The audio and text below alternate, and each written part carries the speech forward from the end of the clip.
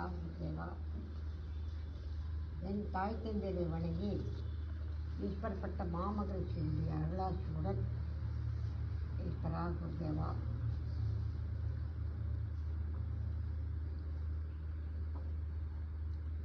இன்றைய பௌர்ணமி யாகத்தில் பல காட்சிகள் தெரிந்தது. ஒரு தாயினுடைய ஒரு பக்கம் மார்பகம் மட்டும் தெரிந்து அந்த மார்பகத்திலிருந்து பால் ஒழுகிக்கொண்டே இருக்கின்றது. அந்த பால் ஒழுகிக்கொண்டே இருக்கும் பொழுது அந்த ஒரு குழந்தை அந்த பாலை பருகுவதை போன்றும் தெரிகின்றது. இயற்கையினுடைய உண்மையை நாம் உணர்தல் வேண்டும்.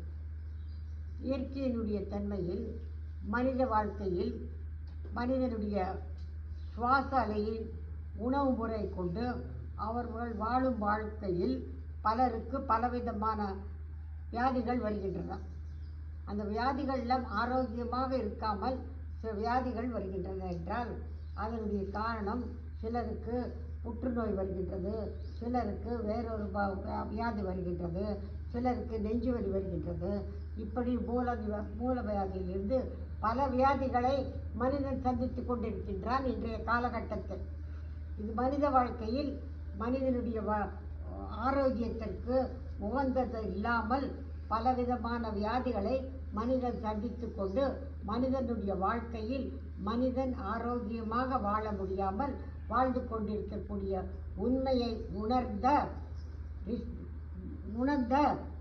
மகரிஷிகள் ரிஷிகள் தான் இன்று நாம் ரிஷிகள் என்று சொல்கின்றோம். ரிஷிகள் என்று சொல்லும் பொழுது எப்படி ராமகிருஷ்ண பரமஹம்சரும் விவேகானந்தரும் பல இயேசு இல்லை ராமகிருஷ்ண பரமஹம்சர் இப்படி விவேகானந்தர் இப்படி பலர் பல உண்மைகளை உணர்ந்து ஞானத்தால் பல உண்மைகளை மனித வாழ்க்கை எப்படி இருக்க வேண்டும், மனித வாழ்க்கையினுடைய குணாநிலைகள் எப்படி வாழ வேண்டும் என்பதற்காக ரிஷி சக்தியை பெற்றார்கள்.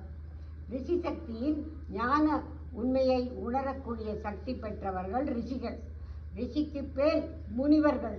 முனிவர்கள் என்னும் பொழுது முனிவர்களுடைய தன்மையில் முனிவர்கள் ரிஷி சக்திகள் சாதாரண வாழ்க்கையில் ஆகாரத்தை உண்டு மனித வாழ்க்கையினுடைய இயற்கையினுடைய ஒன்றி பல உண்மைகளை உணர்ந்தவர்கள் ரிஷிகள். அடுத்து முனிவர்கள் என்று வரும்பொழுது அவர்கள் நேரடியாக அன்னாகாரத்தை தானாக சமைத்து தன்னை துறவரம் பூண்டு தன்னுடைய வாழ்க்கையில் துறவரத்தினுடைய தன்மையில் பிச்சாந்தேகி என்று ஒவ்வொரு இடத்தில் இருந்தும் ஆகாரத்தை பெற்று உண்டு அவர்களுடைய செயல்பாடு முனிவர்களுடைய செயல்பாடு. அவர்களுடைய உண்மையை உணர்ந்து முக்காலமும் உணர்ந்து பல உண்மைகள் வரக்கூடிய காலகட்டத்தில் என்னென்னலாம் நடக்கும் எப்படி இருக்கும் என்ற பல 2000 கோடிக்கு பின்னும் என்னெல்லாம் நடக்கும் என்ற உண்மையை உணர்ந்து வெளிப்படுத்தக்கூடிய தன்மை பெற்றவர்கள் முனிவர்கள்.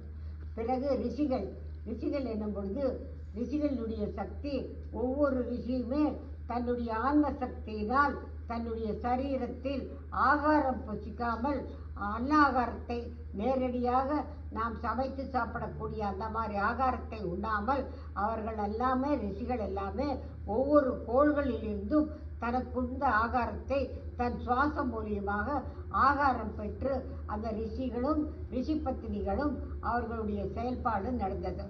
அதே போன்று ரிஷிகள் சித்தர்கள் முனிவர்கள் ரிஷிகள் ரிஷி பத்தினிகள் சப்த ரிஷிகள் சப்த மாதாக்கள் என்னும் பொழுது சப்த ரிஷிகள் அனைவருமே சப்த ரிஷிகளுடைய தன்மை ஒவ்வொரு ரிஷிக்கும் ஒவ்வொரு கோள்களில் இருந்தும் இன்று சந்திரமா மகரிஷி சூரிய பகவான் என்று நாம் வணங்குகின்றோம். அந்த சூரியனிலிருந்து வரக்கூடிய சுத்த மின்காந்த ஒளிகாந்த சக்தியை பெற்று தன்னுடைய தானே ஒரு கோளாக உருவாகி அந்த கோள்களிலிருந்தும் இன்று மகாபாரதத்தில் எப்படி அந்த சூரிய பகவானுடைய தொடர்பு கொண்டு பல உண்மைகளை பாரத கதையில் நமக்கு உணர்த்தினார்களோ அதே சூரிய பகவானை கொண்டுத்தான் இன்று பல செயல்பாடுகள் நடந்து கொண்டுள்ளன. அது மாதிரி சப்த ரிஷிகளுடைய தன்மை சூரிய பகவானிலிருந்து வருகின்றது. அந்த ரிஷிகள் சித்தர்கள், முனிவர்கள், ரிஷிகள், ரிஷிபத்தினிகள், சப்தரிஷிகள், சப்த மாதாக்கள் என்றெல்லாம் நாம் எண்ணுகின்றோம். அவர்கள் ஒவ்வொரு ரிஷிகளும் ஒவ்வொரு கோள்களில் இருந்தும் செயல்படுகின்றார்கள். அதே போன்று இன்று ரிஷிகளுக்கு மேல் மனுக்கள் 14 மனுக்கள் என்று சொல்லுகின்றோம். அந்த மனுக்களுக்கெல்லாம் ஒவ்வொரு கோள்களில் இருந்தோ மற்ற நிலையிலோ இல்லாமல் அவர்களெல்லாம் ஒளிகாந்த சக்தி பெற்று ஒவ்வொரு நட்சத்திரத்திலிருந்தும் ஒவ்வொரு 33 கோடி தேவர்கள் என்று சொல்லுகின்றோம். அந்த 33 தேவர்களுடைய தொடர்பலையினால் நம் சூரிய குடும்பம் மட்டுமல்லாமல் அவர்கள் பல சூரிய குடும்பத்திற்கும் அந்த பல செயல்பாடுகளை உணர்ந்து ஒவ்வொரு சூரிய குடும்பத்திலிருந்தும் அவர்களுடைய செயல்பாடு மனுக்களினுடைய தன்மை மகேத்திரமாக செயல்பட்டு கொண்டுள்ளது இன்றைய காலகட்டத்தில். இதெல்லாம் எல்லாமே எப்படி ஒரு தாய் பால் சுரந்து அந்த குழந்தை குடித்து அது வளர்கின்றதோ அதே போன்று தான் ஒவ்வொரு முதல் நிலையிலிருந்து ஒவ்வொரு செயல்பாட்டிற்கும் சென்று இன்று 33 கோடி தேவர்களுடைய செயல்பாடு இன்று பூமியில் இயங்குகிறது என்றால் இந்த சரீரத்துக்கு அந்த 33 கோடி தேவர்களுடைய ஆசீர்வாதத்தில் தான் அந்த தாய் எப்படி தந்த பால் கொடுத்து அந்த குழந்தை வளர்க்கின்றாளோ அதே போன்று மகரிஷிகள், ரிஷிகள், ரிஷிபத்தினிகள், முனிவர்கள், சித்தர்கள் என்று அனைவருடைய செயல்பாடும் ஒவ்வொரு நொடி பொழுதுமே செயல்பட்டு கொண்டே உள்ளது. இயற்கையினுடைய தன்மையில் காற்றடிக்கின்றது, வெயில் அடிக்கின்றது, மழை வருகின்றது, இடி இடிக்கின்றது, மின்னல் மின்னுகின்றது.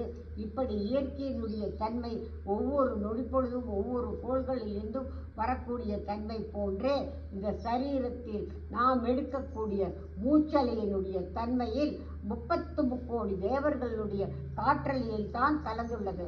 இன்று மண்ணுலகில் நாம் வாழ்கின்றோம். விண்ணுலகத்தினுடைய உண்மையை நாம் உணரவில்லை. அந்த விண்ணுலகத்திலிருந்து இந்த பேரண்டத்திலிருந்து பேரண்ட இருளில் இருந்து பலவிதமான செயல்பாடுகளை மகரிஷிகளும், சித்தர்களும், முனிவர்களும், 33 கோடி தேவர்களும் ஒவ்வொரு நொடி பொழுதுமே அவர்களுடைய செயல்பாடு செயல்பட்டு கொண்டே உள்ளது. அவர்களுடைய செயல்பாட்டில் தான் இன்று பூமியில் மனிதனாக நாம் வாழ்கின்றோம். அந்த மனிதனாக வாழ்வதற்கு எப்படி தங்கம், வெள்ளி, தாமிரம், ரிஷிகள் அப்படி பலவிதமான உலோக சக்திகள் அனைத்துமே இந்த சரீரத்தில் உண்டு. ஒவ்வொரு சரீரத்திலுமே நாம் நினைக்கின்றோம் இந்த சதையும் இரத்தமும் தான் இந்த சரீரம், எலும்பும் என்று எண்ணுகின்றோம்.